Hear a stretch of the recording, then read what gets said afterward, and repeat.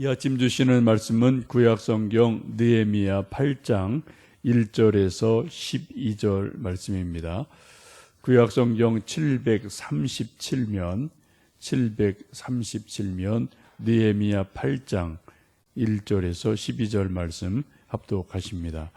이스라엘 자손이 자기들의 성읍에 거주하였더니 일곱째 달에 이르러 모든 백성이 일제히 수문 앞 광장에 모여 학사 에스라에게 여호와께서 이스라엘에게 명령하신 모세 율법책을 가져오기를 청하매 일곱째 달 초하루에 제사장 에스라가 율법책을 가지고 회중 앞 곧 남자가 여자나 알아들을 만한 모든 사람 앞에 이르러 수문 앞 광장에서 새벽부터 정오까지 남자나 여자나 알아들을 만한 모든 사람 앞에서 읽음에 뭇 백성이 그 율법책에 귀를 기울였는데 그때 학사 에스라가 특별히 지은 나무 강단에 서고 그의 곁 오른쪽에 선 자는 맏디디와 스마와 아나니아와 우리야와 힐기야와 마아세야요 그 왼쪽에 선 자는 부다야와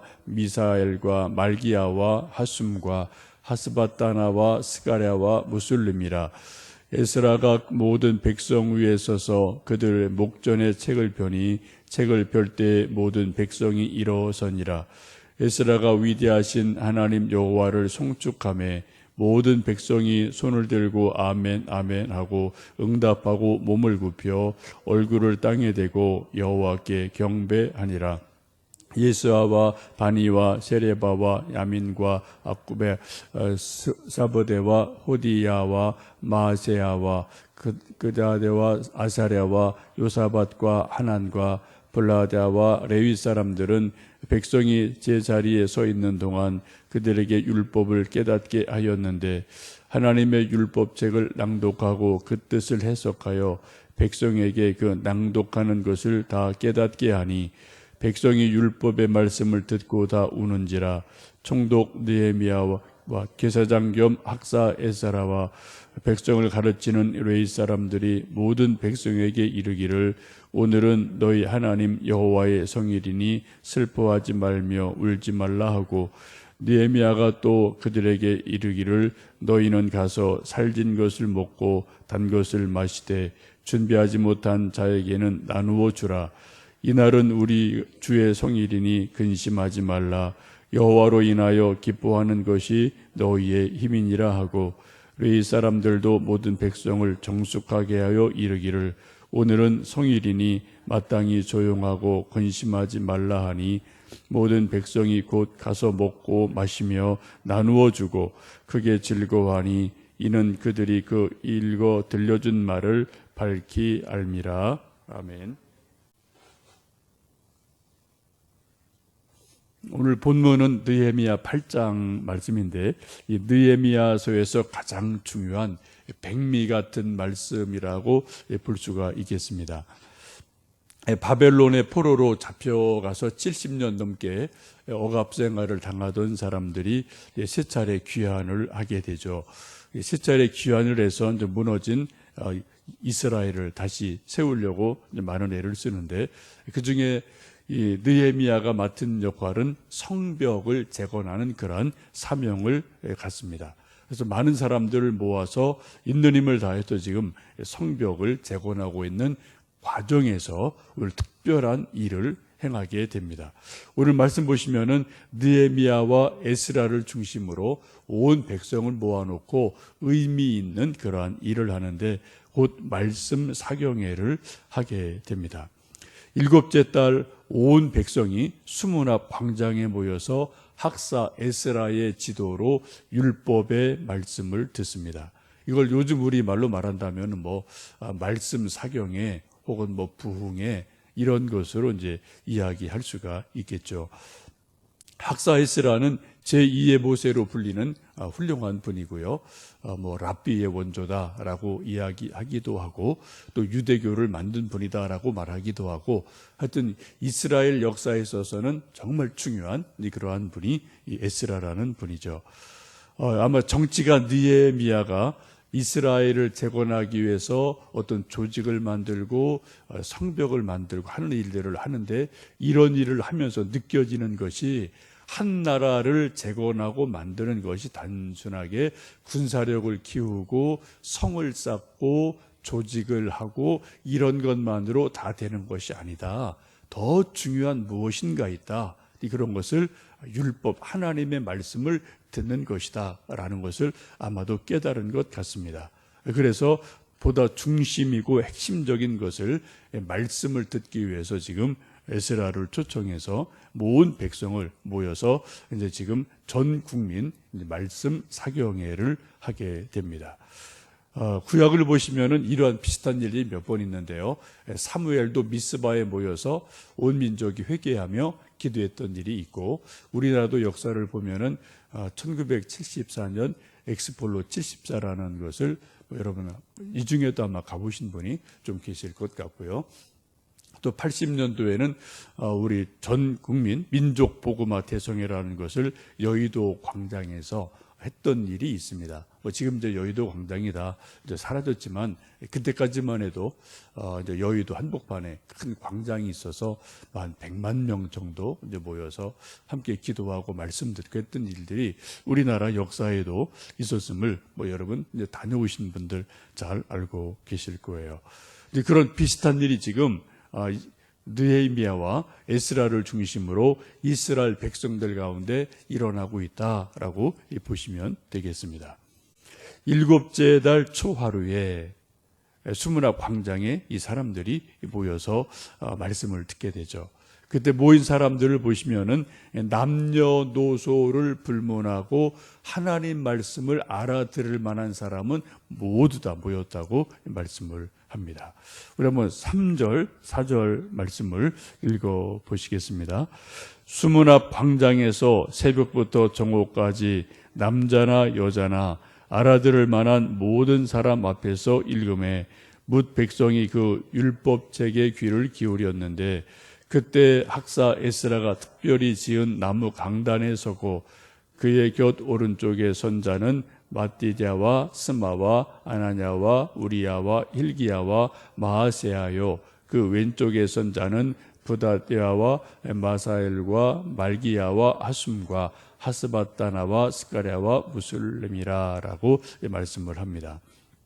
지금 온 백성이 수문 앞 광장에, 이제 예루살렘 성벽이 쭉 있으면 우리나라 동대문, 남대문 이런 식으로 이 성이기 때문에 문이 있죠. 그 중에 하나가 이제 수문인데, 그 수문 앞에 좀 넓은 광장이 있어서 온 백성을 거기에 모아놓고, 그리고 하나님 율법책을 읽어주게 됩니다.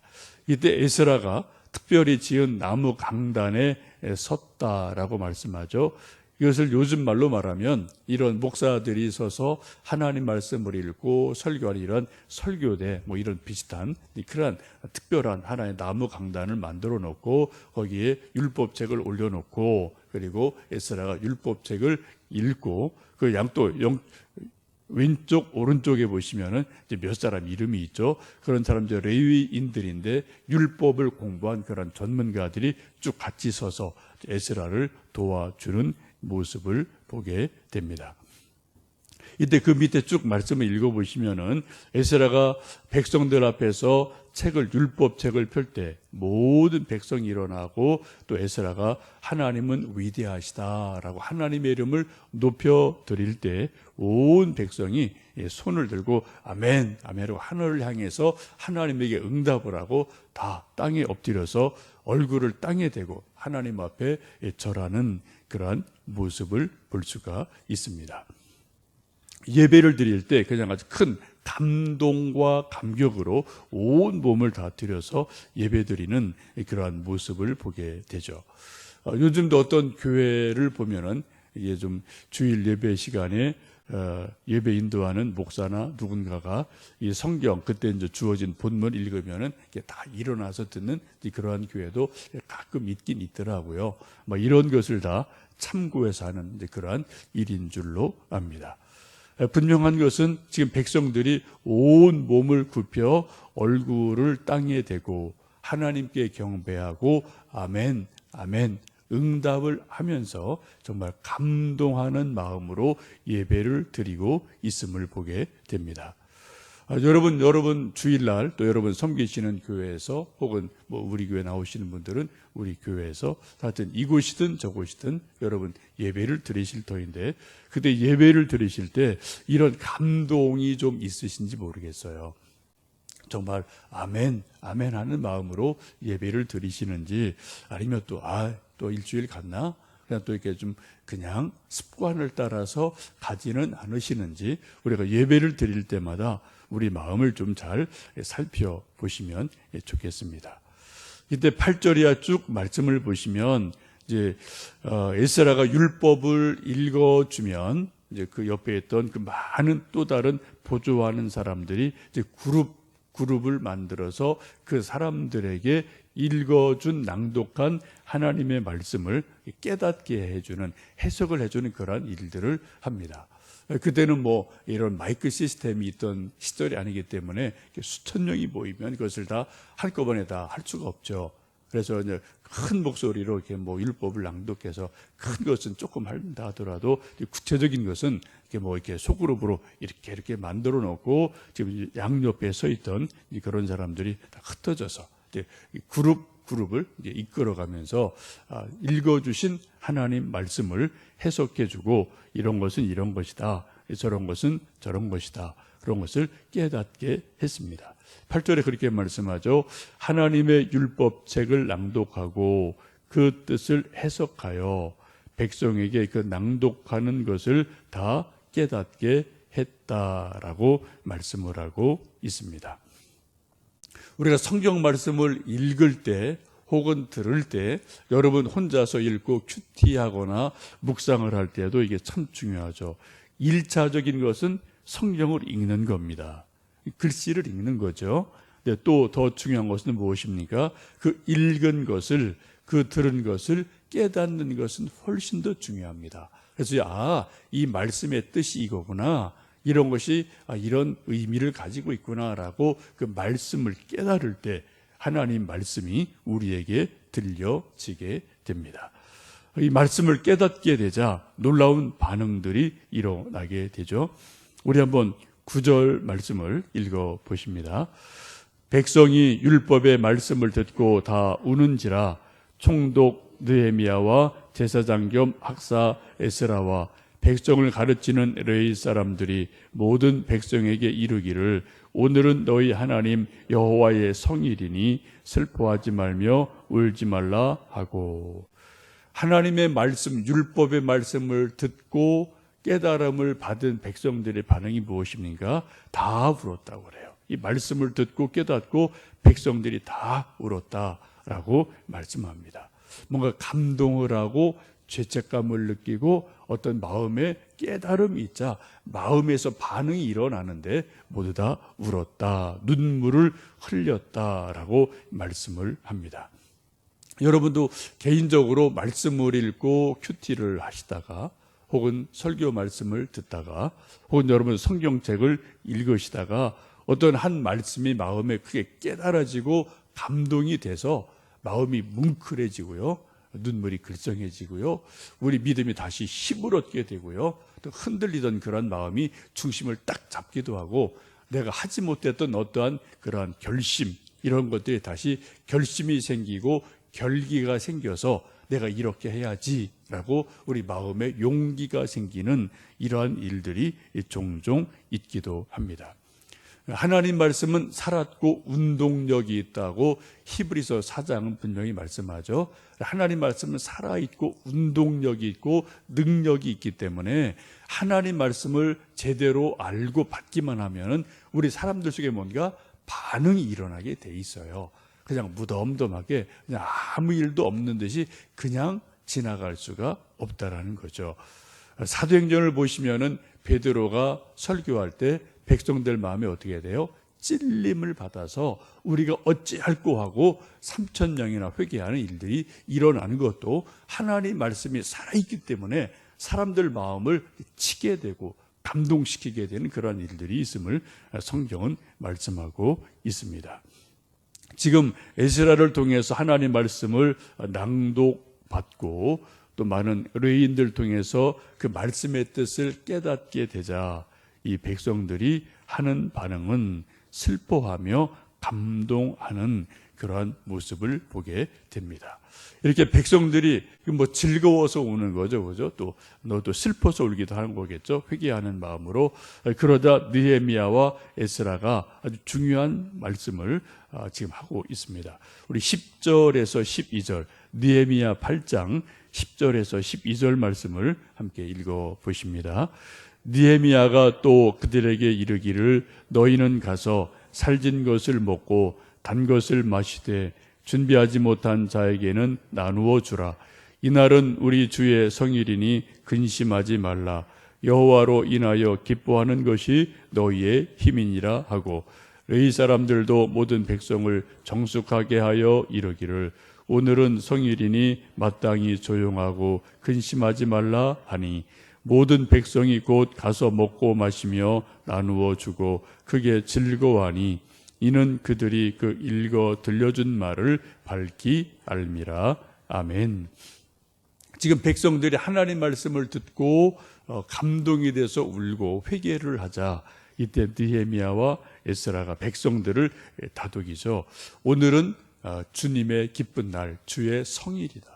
오늘은 슬퍼하는 날이 아니다. 오늘은 기쁜 날이다 라고 말하면서 어떻게 말합니까?